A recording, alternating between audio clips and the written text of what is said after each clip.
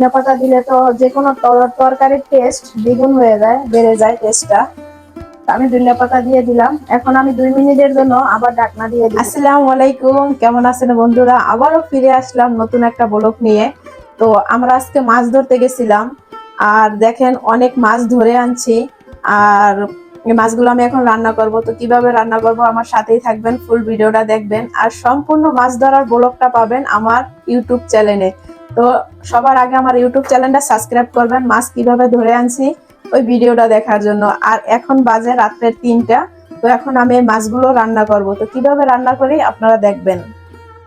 তো বন্ধুরা, আমি মাছগুলোর আঁশটা ফেলে ভালো করে পরিষ্কার করে নিছি সবগুলো মাছ। এখন আমি মাছগুলো কেটে নিব।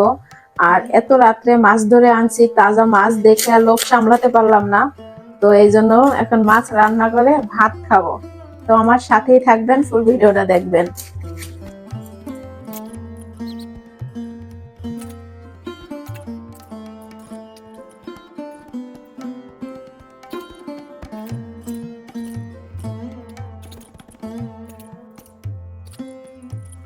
তো বন্ধুরা, মাছগুলো আমি ভালোভাবে কেটে নিছি, সব মাছগুলো দেখেন।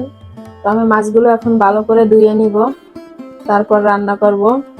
তো আমার সাথেই থাকুন। আমি মাছ রান্না করার জন্য একটা পাতিল নিয়ে নিয়েছি। এখন আমি পরিমাণ মতো তেল দিয়ে দিব। আর মাছটা আমি ভাজবো না, কষিয়ে রান্না করব। তো আমি পরিমাণ মতো তেল দিয়ে দিলাম। এখন দিয়ে দিব কাটা পেঁয়াজ পরিমাণ মতো, আর দিয়ে দিব মরিচ, পরিমাণ মতো ঝাল আর পেস্ট দিয়ে দিলাম। ঝালটা আপনারা যেভাবে খান এইভাবে দিবেন। আমি একটু ঝাল বেশি খাই, এই জন্য আমি বেশি দিলাম। তো আমি এখন একটু নাড়াচাড়া করে নিব। আর দিয়ে দিব লবণ স্বাদ মতো। এখন আমি পেঁয়াজগুলো ভালো করে ভেজে নিব। আমি পেস্টটা হালকা করে ভেজে নিছি। এখন দিয়ে দিব আদা রসুন পেস্ট পরিমাণ মতো। আমি এটাকে এখন ভালোভাবে তেলের সাথে ভেজে নিব, যাতে আদা রসুনের কাঁচা গন্ধটা না থাকে।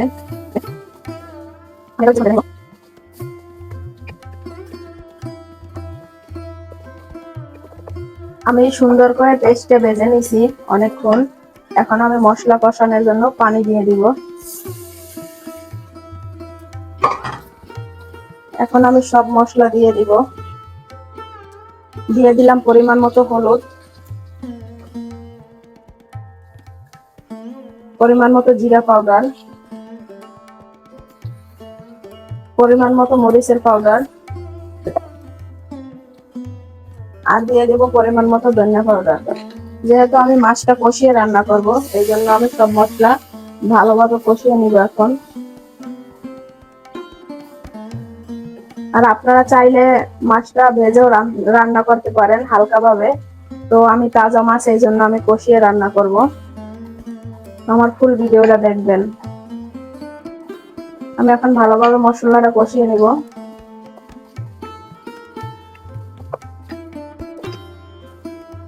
আমি কিছু মাছ নিয়ে নিয়েছি ফ্রাই করে খাবো, এই জন্য।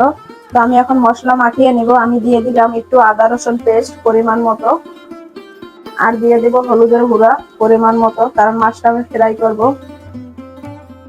এখন দিয়ে দিলাম মরিচের গুঁড়া পরিমাণ মতো, আর দিয়ে দেব ধনিয়ার গুঁড়া হালকা করে, অল্প করে জিরা পাউডার দিব। এখন আমি দিয়ে দেব স্বাদ মতো লবণ।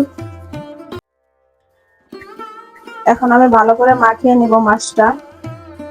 মাছটা মশলার সাথে মাখিয়ে আমি 20 মিনিট রেখে দিব, তারপর ফ্রাই করব।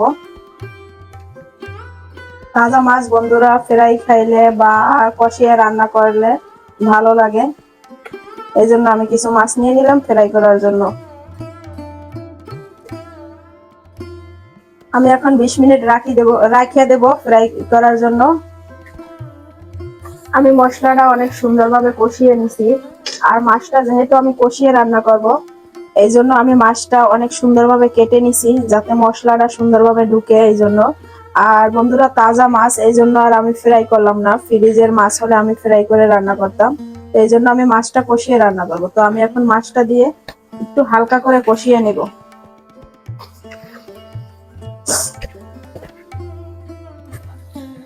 এখন মাছটা দিয়ে এখন হালকা করে একটু নাড়াচাড়া দিয়ে পানি দিয়ে দিব।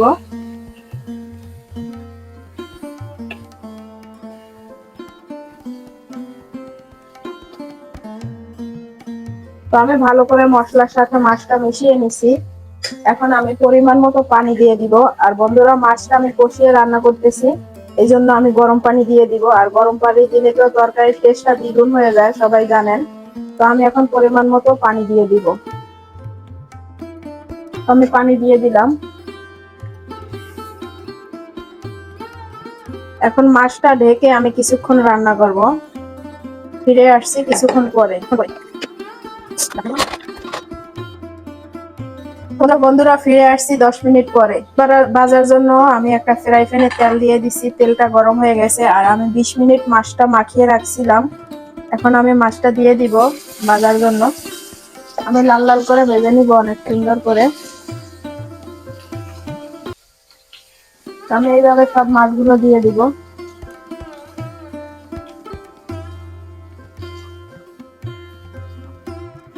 আমি সব মাছগুলো দিয়ে দিলাম। এখন আমি লাল লাল করে ফ্রাই করে নিব।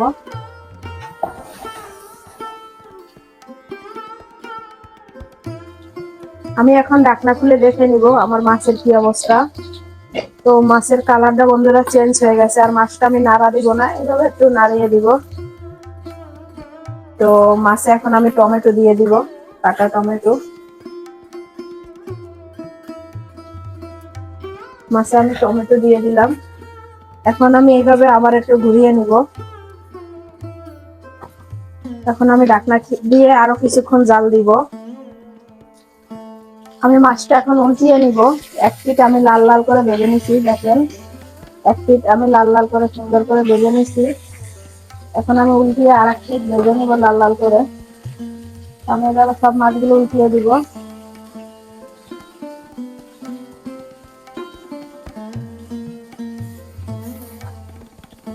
সব মাছগুলো উল্টিয়ে দিলাম। এই পিঠও আমি এইভাবে লাল লাল করে ভেজে নিব। আমি এখন ঢাকনা খুলে দেখে নিব। তো বন্ধুরা, মাছের কালারটা অসাধারণ আসছে আর মাছটা আমার হয়ে গেছে। এখন আমি কিছু ধনিয়া পাতা দিয়ে দিব মাছের মধ্যে। আর ধনিয়া পাতা দিলে তো যে কোনো তরকারির টেস্ট দ্বিগুণ হয়ে যায়, বেড়ে যায় টেস্টটা। আমি ধনিয়া পাতা দিয়ে দিলাম। এখন আমি 2 মিনিটের জন্য আবার ঢাকনা দিয়ে দিব। আমি এখন ঢাকনা খুলে দেখে নিব। তো বন্ধুরা, আমার মাছের কালারটা অসাধারণ আসছে আর আমার তরকারিটা হয়ে গেছে। আমি এখন চুলাটা বন্ধ করে দিব। আর দেখেন, অবশেষে আমার তরকারিটা অসাধারণ হয়েছে। তরকারির কালারটা দেখেই খেতে মনে চায়। আর এদিকে আমার মাছ ফ্রাইটাও হয়ে গেছে। আমি সব মাছগুলো লাল লাল করে ফ্রাই করে নিছি, দেখেন দোনো পাশ। এই যে আমি লাল লাল করে ভেজে নিছি। তো এখন আমি খানা খাবো।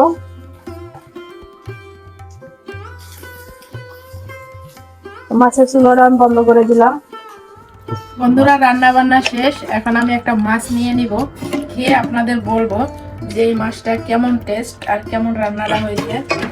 ভাই, ওই মাছ ভাবি নেওয়ার আগে আমি নিয়ে ফেলাইছি।